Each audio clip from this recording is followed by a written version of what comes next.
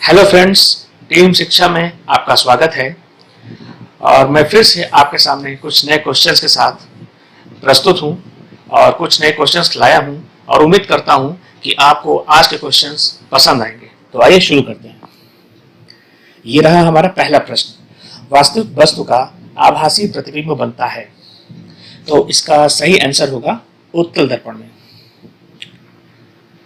उत्तल दर्पण में देखिए, उत्तल दर्पण का सेंस होता है, उत्तल मतलब होता है उठा हुआ। जब आप ऐसे याद करेंगे तो आपको भूलेगा नहीं। और उसके दबे हुए भाग पे सिल्वर की परत चढ़ा दी जाती है। तो जब कोई भी, ये आपका प्रिंसिपल एक्सिस होता है, जब कोई भी प्रकाश की किरण आती है ये रिफ्लेक्ट होकर वापस चली जाती है। ये प्रकाश की किरण आती है फिर रिफ्लेक्ट होकर वापस चली जाती है। तो जब हम इसको इस तरीके से मिलाते हैं तो ये फोकस पे जाके मिलती है। तो देखिए क्या हो रहा है कि ये लेंस के पीछे बन रहा है। तो जब लेंस के पीछे बन रहा है तो ये आभासी प्रतिबिंब बनेगा। चलिए अब हम अगले प्रश्न पे चलते हैं। वास्तविक वस्तु का हमेशा सीधा प्रतिबिंब बनाने वाला दर्पण होता है। तो देखिए, अगर हम सीधे की बात करें तो सबसे पहले तो आप इसमें ऑप्शन चूज कर लीजिए कि आपको ऑप्शन कैसे सेट करना है। तो ऑप्शन ने दिया है समतल दर्पण, उत्तल दर्पण, अवतल दर्पण। तो देखिए तीनों दर्पण तो सीधा प्रतिबिंब बनाएगा नहीं। अब यानी कि पहला ऑप्शन नहीं हो सकता है। ठीक है, तो इसको आप हटा दीजिए। अब बचता हमारे पास तीन। तो ये बताया आपको कि जो समतल दर्पण होता है, समतल दर्पण आपका सीधा इमेज बनाता है। क्यों? क्योंकि वो आभासी बनाता है, इसलिए वो सीधा इमेज बन जाता है। क्योंकि देखिए, जब आप समतल दर्पण का मतलब होता है कि जिस मिरर में आप देखते हैं अपना चेहरा, तो वो मिरर के जस्ट पीछे बनता है। बनता तो सीधा है बट वो आभासी होता है। इसी तरीके से हम उत्तल दर्पण की बात करें तो उत्तल दर्पण, अभी मैंने पहले प्रश्न में आपको बताया था कि वो आभासी प्रतिबिंब बनाता है और सीधा प्रतिबिंब बनाता है। तो इसका सही आंसर हो जाएगा ऑप्शन डी। अब अगले प्रश्न पे चलते हैं। वास्तविक प्रतिबिंब की प्रकृति कैसी होती है?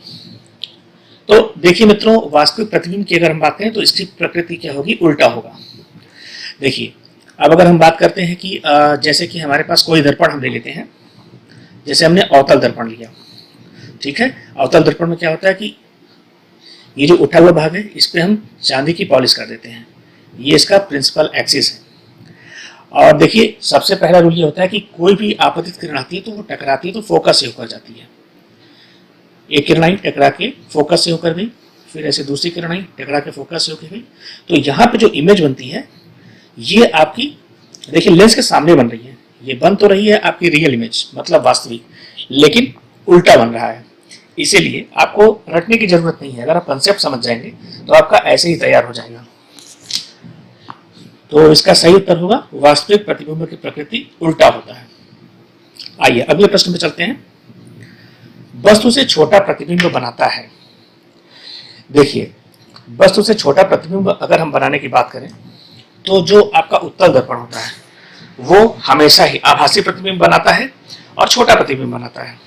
ठीक है, और अगर हम अवतल दर्पण की बात करें तो अवतल दर्पण भी छोटी इमेज बनाता है। लेकिन अवतल दर्पण का एक केस होता है कि जब वस्तु पोल और फोकस के बीच में रखी होती है तो जो इमेज बनती है वो बड़ी बनती है। हालांकि इस प्रश्न में ऐसा स्पेसिफाई नहीं है, इसलिए इस प्रश्न का जो सही उत्तर होगा वो होगा उत्तल दर्पण और अवतल दर्पण। अगले प्रश्न पे चलते हैं। प्रकाश के परावर्तन के नियम के अनुसार, तो सबसे पहले देखिए मैं आपको बता देता हूं कि प्रकाश का परावर्तन क्या होता है। परावर्तन को आप इंग्लिश में समझिए रिफ्लेक्शन। जैसे मान लीजिए कि एक ये सरफेस है और ये कैसा सरफेस है, इसके एक साइड में हमने पॉलिश कर दी है। अब यहां से प्रकाश की किरण आती है और टकरा के वापस उसी माध्यम में चली जाती है।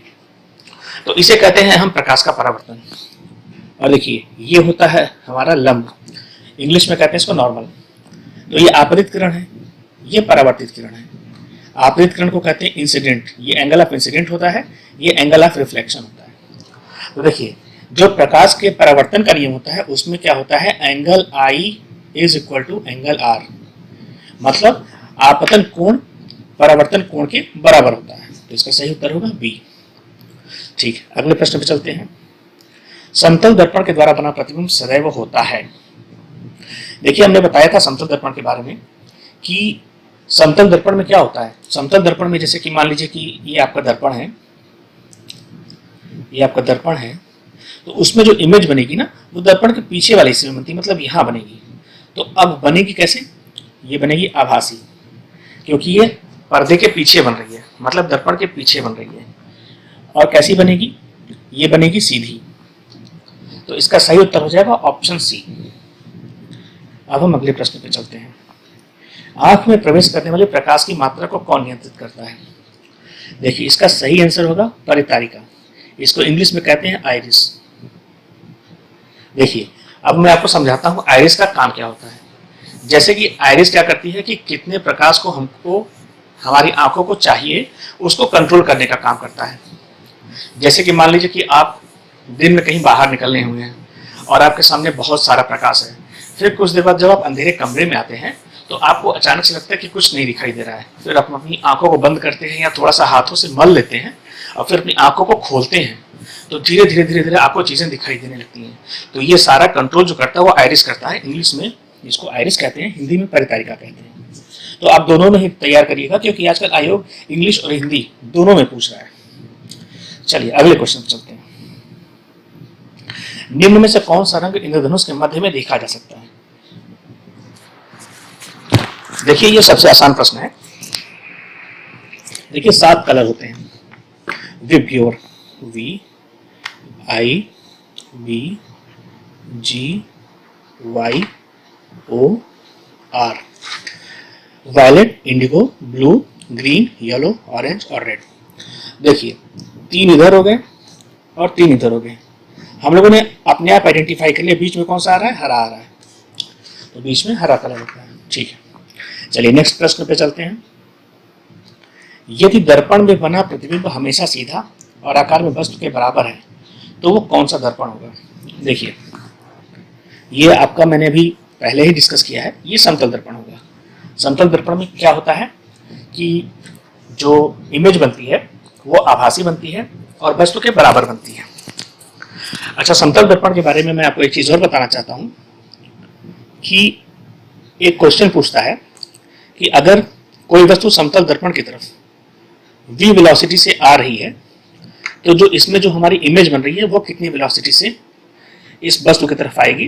तो देखिए ये v वेलोसिटी से आ रही है, ठीक है, ये भी v वेलोसिटी से आएगी।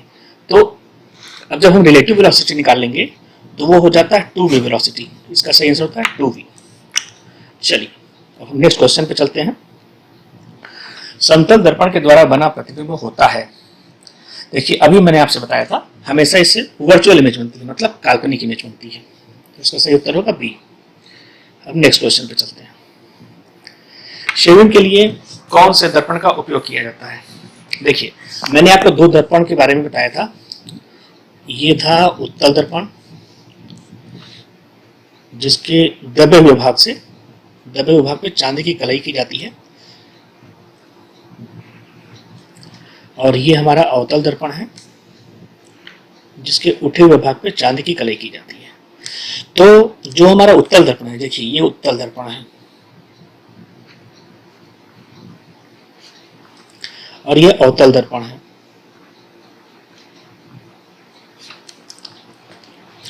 अब देखिए उत्तल दर्पण क्या कर रहा है, यहाँ पे किरणें आ रही हैं, टकरा के वापस चली जा रही हैं, यहाँ पे ऐसे किरण आई, टकरा के वापस चली गई। तो ये क्या कर रहा है, ये फैलाने का काम कर रहा है, ये चीजों को फैला रहा है। अवतल दर्पण पे क्या हो रहा है, किरणें आ रही हैं, टकरा के एक बिंदु पर इकट्ठा हो रही हैं, ऐसी आई, यहाँ पे इकट्ठा हो रही हैं। तो ये क्या कर रहा है, इकट्ठा करने का काम कर रहा है।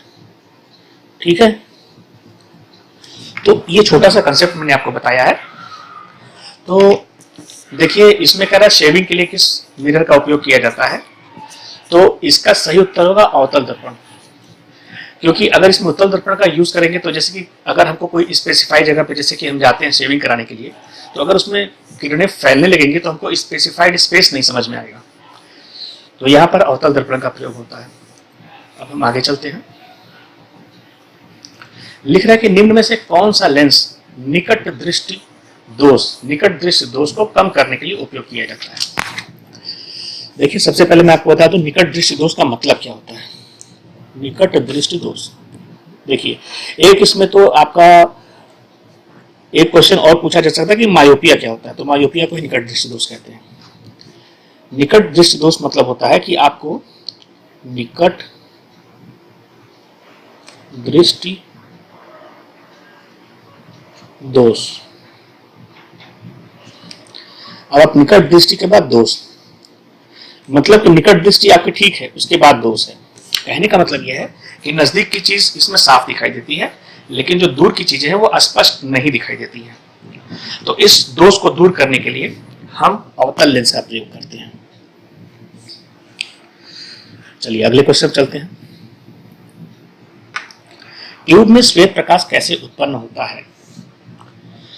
तो देखिए, जब फिलामेंट हमारा गर्म होना शुरू होता है, जब हमारा फिलामेंट गर्म होता है तो गर्म होने से ही हमारा श्वेत प्रकाश उत्पन्न होना प्रारंभ हो जाता है। चलिए अगले क्वेश्चन चलते हैं। तो दोस्तों, ये रहा हमारा 14वां प्रश्न।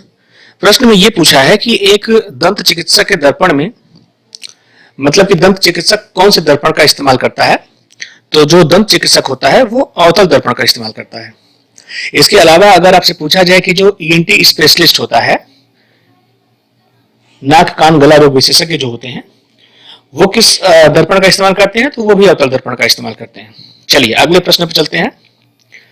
दीर्घ दृष्टि दोष के अपनयन में किसका उपयोग किया जाता है?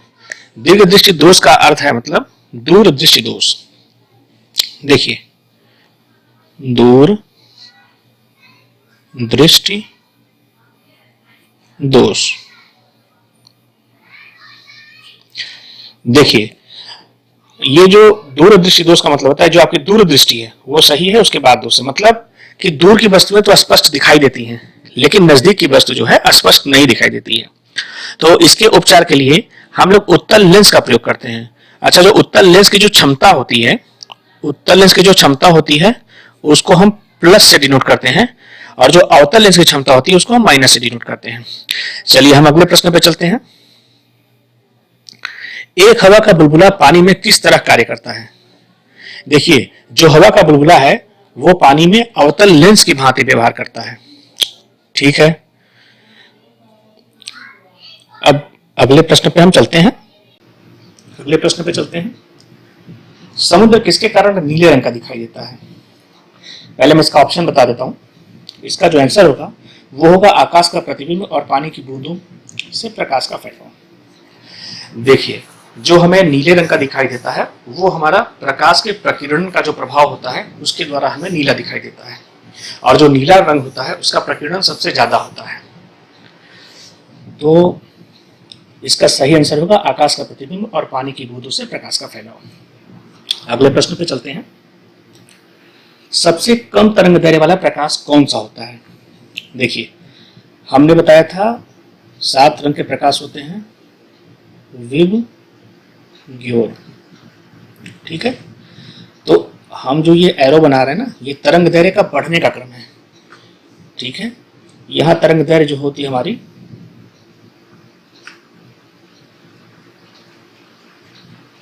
सबसे ज्यादा होगी और इधर जो है सबसे कम होगी, सबसे कम। तो इसकी सबसे कम होगी, इसकी सबसे ज्यादा होगी, सबसे ज्यादा।